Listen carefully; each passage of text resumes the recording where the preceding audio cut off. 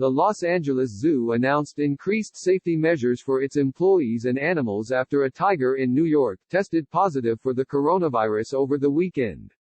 The Bronx Zoo tiger case is believed to be the first known instance of person-to-animal infection. Zoo officials in LA said Monday they don't plan to test their animals as none have exhibited symptoms related to the virus. Outbreaks around the world are driven by person-to-person transmission, according to experts.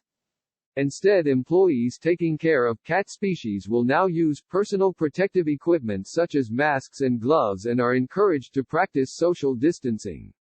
These security measures were already in place for primate, binturong and mustelid species, according to the LA Zoo. I think the difficulty with this is we don't know how coronavirus would look like in every single species, said Dominique Keller, chief veterinarian and director of animal health and wellness for the LA Zoo. Not every animal or group of animals will exhibit the same signs. The Bronx tiger developed a dry cough, an easy symptom to recognize, Keller said. As a result, zookeepers are on heightened vigilance. Our keeper staff know each and every animal they work with, she said. That's their forte. Subtle changes are the first sign we see if there's any kind of problem. Some animals, just like humans, need an extra boost of attention to maintain a healthy, routine schedule amid the growing coronavirus pandemic. The Na'vi flamingos, often in a hue of pink, fall into this category. During regular operating hours, visitors can mingle and feed these creatures nearly every day.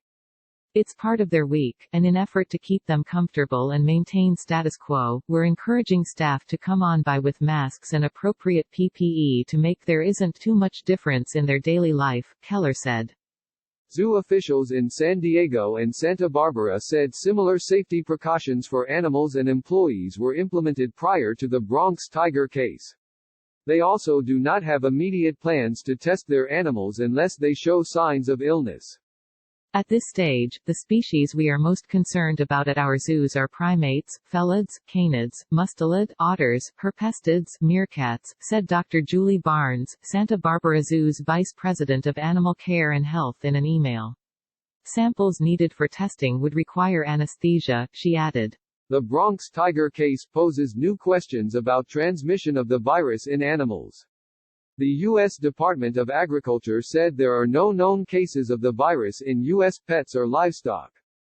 There doesn't appear to be, at this time, any evidence that suggests that the animals can spread the virus to people or that they can be a source of the infection in the United States, Dr. Jane Rooney, a veterinarian and USDA official, said in an interview.